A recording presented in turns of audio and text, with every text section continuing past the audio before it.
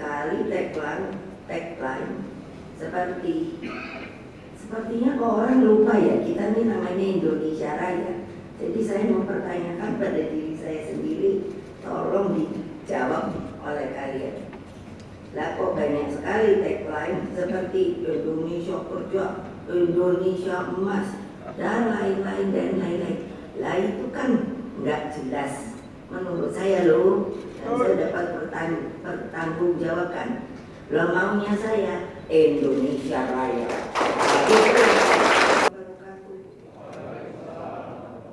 Salam kasih sejahtera untuk kita semua. Shalom, Om Swastiastu, Namo Buddhaya, salam kedamaian rahayu. Marilah kita lebih dahulu bersama-sama memekikan salam nasional dan perjuangan kita. Salam Pancasila. Salam Pancasila. Merdeka! Merdeka! Merdeka! Alhamdulillah, saudara-saudara, seluruh rakyat Indonesia yang saya cintai dan banggakan dimanapun kalian berada. Seluruh simpatisan, anggota, dan kader partai, khususnya yang berada di akar rumput partai, rekan-rekan pers dan hadirin sekalian. Hari ulang tahun PDI Perjuangan ke-52 ini sungguh istimewa. Mengapa? Sebab setelah berjuang dengan penuh kesabaran revolusioner selama 57 tahun, sejak 1967 sampai tahun 2024, akhirnya atas kehendak Allah Subhanahu wa Ta'ala, sebuah keputusan yang luar biasa telah dikeluarkan melalui surat penegasan pimpinan MPR RI atas tidak berlakunya lagi TAP MPRS nomor 33 tahun 1967 tentang pencabutan kekuasaan negara dari Presiden pertama Bung Karno. Pimpinan MPR RI juga menegaskan bahwa tuduhan Bung Karno pernah berkhianat mendukung pemberontakan G30 SPKI tidak terbukti dan bakal karena tidak pernah ada proses hukum apapun yang dilaksanakan untuk membuktikan tuduhan tersebut hingga Bung Karno wafat tanggal 21 Juni 1970. Lama ya. Untung keluarga itu sabar.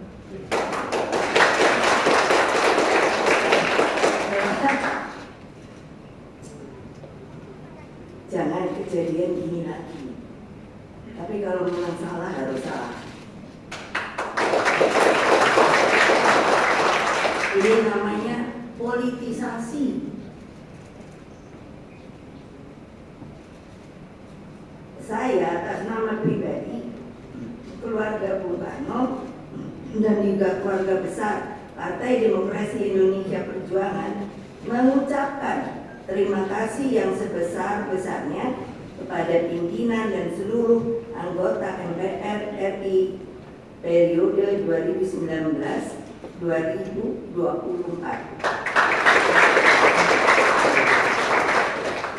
Kita ketahui bahwa MPR itu adalah singkatan dari Majelis Permusyawaratan Rakyat. Jadi adalah penjelmaan seluruh rakyat Indonesia. Karena itulah juga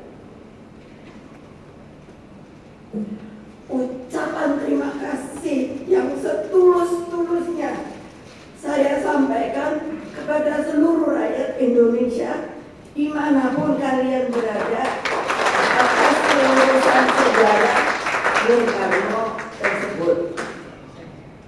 Ucapan terima kasih juga saya sampaikan kepada Presiden Prabowo Subianto yang telah merespon surat pimpinan MPR RI terkait tindak lanjut pemulihan nama baik dan hak-hak Bung Karno sebagai Presiden Republik Indonesia.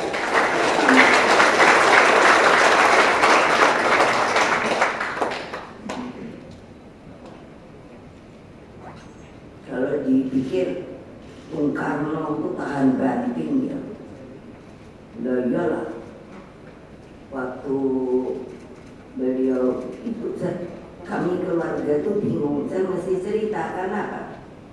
Ketika saya pergi ke Seknek untuk menanyakan bapak saya ini sebetulnya diapakan toh? Beliau presiden tiba-tiba waktu itu ditahan, bukan ditahan, tidak tahu di Istana Bogor. Saya nanya statusnya apa? Tidak ada yang berani jawab.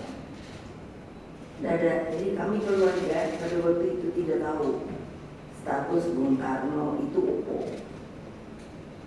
Nah makanya saya bilang jangan orang Indonesia yang berkuasa melakukan hal-hal seperti itu lagi.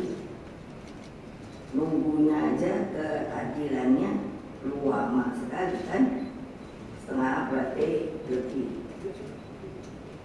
Nah, kebijakan pimpinan MPR dan Presiden Prabowo tersebut harus menjadi momentum rekonsiliasi nasional. Berkaitan dengan hal tersebut, kami, keluarga besar Bung Karno, melalui pidato kakak saya, Guntur Soekarno Putra, tanggal 9 September 2024 di gedung MPR RI, menegaskan bahwa pihak keluarga Bung Karno telah memaafkan atas segala perlakuan yang pernah dilakukan terhadap diri pribadi Bung Karno pada masa itu. Yang terpenting bagi keluarga dan para kaum patriotik pencinta Bung Karno adalah rehabilitasi nama baik Bung Karno sebagai seorang proklamator bangsa, penggali Pancasila, dan Bapak Bangsa Indonesia. Jadi dengan demikian kita sebagai partai ideologis yang mengikuti yang namanya ajaran ide, hal-hal yang telah begitu banyak diberikan kepada bangsa dan negara ini oleh beliau, kita artinya tidak perlu takut-takut lagi, tidak perlu sembunyi-sembunyi lagi untuk membicarakan hal-hal yang telah beliau sampaikan dari sejak muda sampai wafatnya, yang namanya ide dan lain sebagainya, yang nanti saya akan bacakan berupa rangkuman dalam buku dan lain-lain pidato, sehingga dapat diajarkan, dipelajari kembali. Marilah kita mengambil pelajaran dan memetik hikmah dari peristiwa tersebut, agar semua lembaran kelam sejarah bangsa tidak terulang lagi. Sebetulnya untuk apa toh saya justru membuat pembukaan pidato ini? Kita ini tidak hidup untuk di sini saja sekarang, bukan, tapi jauh for the future our nation. Jadi untuk apa? Demi keselamatan dan masa depan anak-anak dan cucu-cucu kita, cicit-cicit, bocangga, apa-apa segala macam. Karena kalau tidak begitu, siapa yang akan meneruskan? Apakah hanya cari kekuasaan saja? Apakah hanya akan mencari duit saja? Ini sebuah big pertanyaan besar saya. Pewarisan ini bukan hanya sekadar untuk anak cucu kita, namun bagaimana Indonesia mencapai kejayaannya dan abadi sepanjang masa. Saya seringkali bukan hanya berpikir, kan kita lihat saya ini orang yang senang lihat segala macam begitu. Terus saya pikirkan, kenapa kok ya banyak sekali tagline sepertinya kok orang lupa ya kita ini namanya Indonesia Raya. saya. Jadi saya mempertanyakan pada diri saya sendiri, tolong dijawab oleh kalian. Lah kok banyak sekali tagline seperti Indonesia kerja, Indonesia emas, dan lain-lain dan lain-lain. Lah itu kan nggak jelas menurut saya loh, dan saya dapat pertanggungjawabkan. Lah maunya saya Indonesia Raya. Itu ambil tujuannya aja namanya sampai ke sini. Kan dengan itu ada yang masih pesimis. Apa bisa toko? Lo kok nggak bisa? Belum apa-apa. Indonesia ini kaya raya. Tolong tadi nyanyikan yang Indonesia Raya 3 stanza. Mengapa PDI Perjuangan saya minta kalau tidak naikkan bendera maka harus 3 stanza. Karena apa? Itu luar biasa menurut saya. Satu, Pak Wakil Rudolf Supratman kok berani ya. Waktu itu Magnetmo bikin lagu Indonesia Raya. Lah kalau ditangkap dia yuk. Terus kok bisa? Itu betul sebuah ekstraksi dari sebuah pemikiran dan sanubari sampai kata-katanya itu lelah.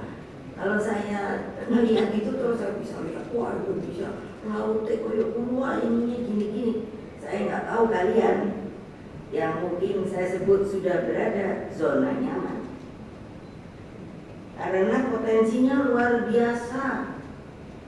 Saya masih diberi tugas untuk menangani yang namanya BRIN, Badan Research Inovasi Nasional. Ini mau masuk tahun keempat. Waktu menuju tahun ketiga, saya suruh tim ini ketuanya ada untuk apa? Mau tahu? Ayo, yang orang pinter-pinter, tolong dilihat plasma nutfah. Plasma nutfah itu adalah ya tanaman, ya hewan dan lain semuanya. Ternyata baru menuju 1 tahunan sudah bisa dilihat kita kekayaan tanamannya menuju 3 juta. Betul atau tidak? Ini Pak, dilihat. Jadi bayangkan, nah kalau di sini saya tuh bingung loh, sampai orang Indonesia bisa kelaparan itu kenapa ya? Padahal sekarang sedang saya pilih mana yang kira-kira bisa jadi makanan, mana yang jadi obat dan lain sebagainya. Anak-anak Indonesia itu pintar-pintar, cuman apa? Tidak diberi kemerdekaan penuh untuk bisa yang namanya memikirkan dan melakukan hal-hal yang diinginkan, karena kita masih terbelenggu oleh apa? Keinginan berkuasa. Nah itu pikiran saya. Jadi dengan demikian kita ini harus memiliki pijakan tentang siapa dan dari mana kita, juga pijakan tentang sejarah yang benar yang telah membentuk bangsa Indonesia. Hadirin sekalian, keseluruhan ide dan pemikiran Bung Karno bertitik tolak dari cita-cita untuk Indonesia dan dunia. Keseluruhan pemikiran Bung Karno telah membentuk Indonesia. Cermati saja, nah ini yang barusan tadi duluan saya katakan.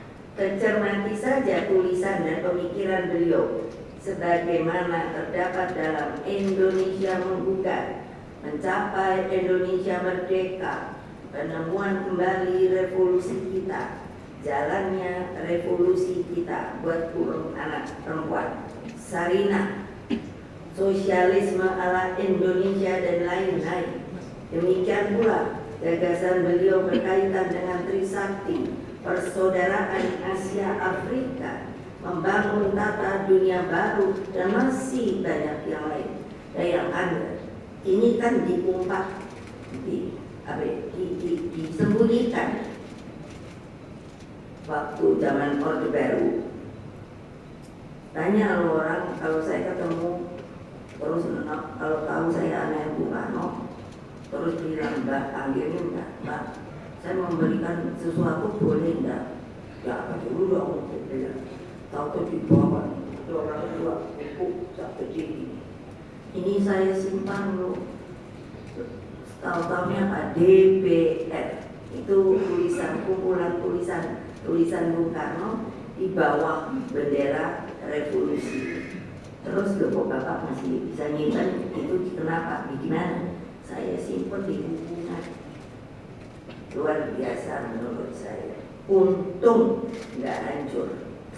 Karena apa? Ini yang membuat menurut saya rakyat Indonesia itu masih terpuruk, tidak bisa mengekspresi, memikirkan, lihat apa terus dipikirkan, mencoba dikreasikan.